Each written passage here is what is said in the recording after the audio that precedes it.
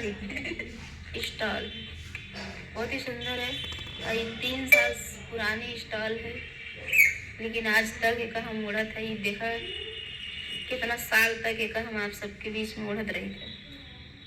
बहुत अच्छा लगा था। रिवाज जमाना एक चला गया, नए नए साल के स्टॉल के जमाना आई है।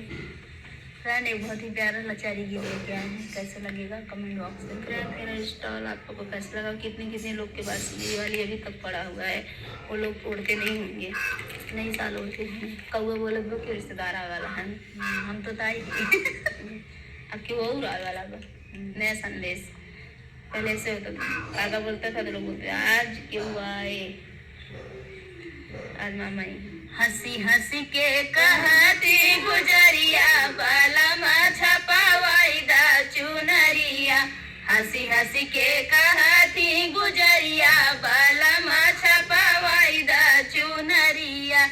एक ओरिया गंगा हो एक ओरिया यमुना, एक ओरिया गंगा हो एक ओरिया यमुना, एक जवा में सरयू लहरिया बाला छपावाई दा चुनरिया, बिचवा में सरयू लहरिया बाला छपावाई दा चुनरिया। हंसी हंसी के कहती गुजरिया बाला छपावाई दा चुनरिया।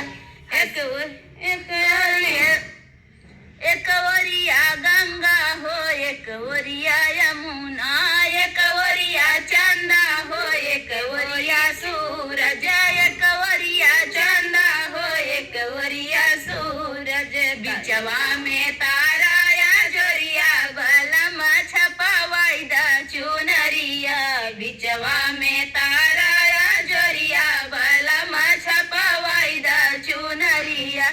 हंसी हंसी के कहती गुजरिया बाला छपावाई दा चुनरिया, हंसी हंसी के कहती गुजरिया बाला छपावाई दा चुनरिया।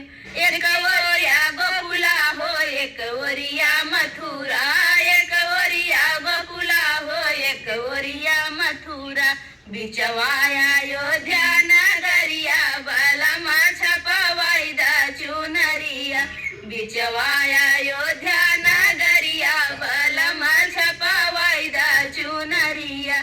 हंसी हंसी के कहती गुजरिया बाला छपावाई दा चुनरिया, हंसी हंसी के कहती गुजरिया बाला छपा